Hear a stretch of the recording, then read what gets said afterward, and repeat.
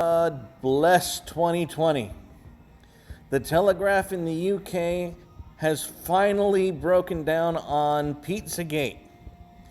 Pedophiles using cheese and pizza emojis as secret code on social media.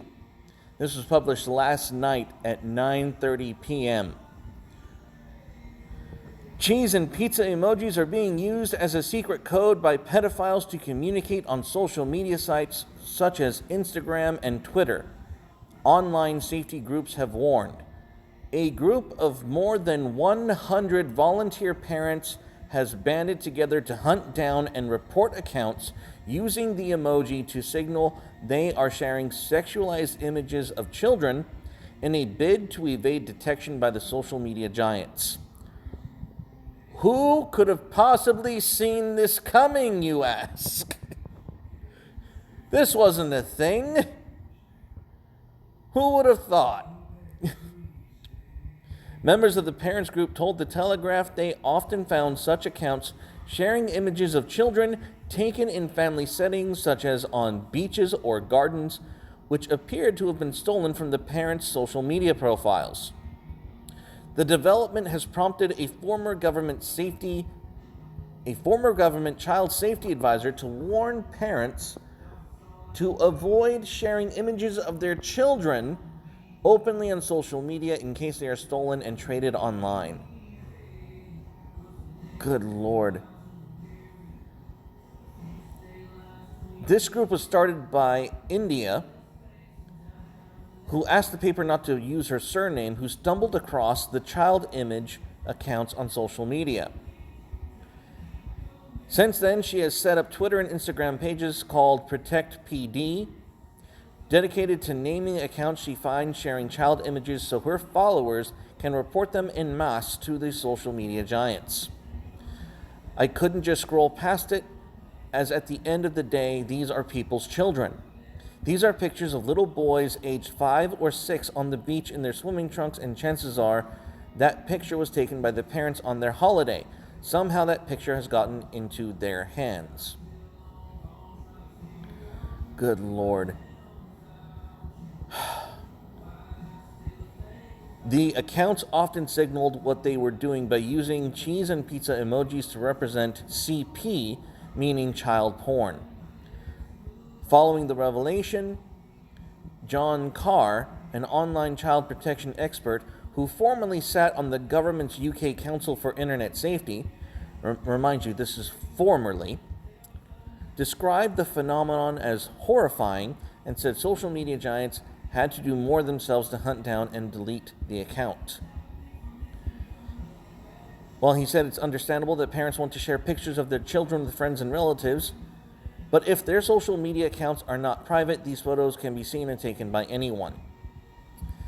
And also, I have personally found this on several of my groups on Facebook of people who say, oh, we like pictures of young boys. And that is equally disturbing. Now, a spokesperson from Twitter said Twitter has a zero-tolerance policy for child sexual exploitation content. We aggressively fight online child sexual abuse and have heavily invested in technology and tools to reinforce our policy. Now, here's a problem with that. They allow maps to openly promote themselves on Twitter. Ergo, the maps are going to signal that there is a demand for these pictures, for this content, and it won't stop. As long as you entertain those who are seeking the product will continue to be produced. Now, the head of safety at Instagram told the Telegraph, any content that endangers children is abhorrent, and we're committing to doing everything we can to keep it off our apps. We've been working with India to investigate and remove accounts she's identified, and we're grateful for her help. Now, the wording here is something that I'm actually concerned about. It says, any content that endangers children is abhorrent, and we're committed to doing everything we can to keep it off our apps. And that's just strange wording, because technically a photograph of a child on holiday with their parents isn't quote unquote technically endangering.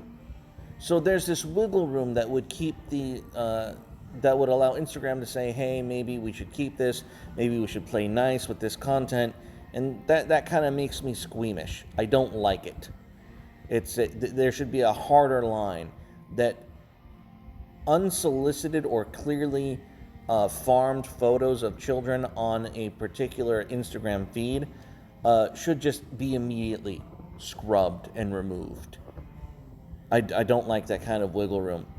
But guys, we finally made Pizzagate mainstream. And this literally broke last night. So, well done. Alex Jones will be proud because he called it. He was right once again. The frogs are freaking gay, man, are actually real. The Pizzagate is real, and this is another vindication of the quote unquote conspiracy theories on the right once again not actually being conspiracy theories. That these are real things that are happening in our world, and by some miracle in 2020 the Telegraph in the UK has reported on it. Well done, my fellow Kekistanis. We are making an effort, it is working, and children are being protected because of that effort. Give yourselves a round of applause, and a special thank you to this India who has made this possible. And thank you for her activism in flagging these accounts and getting others to help her with it. God bless 2020.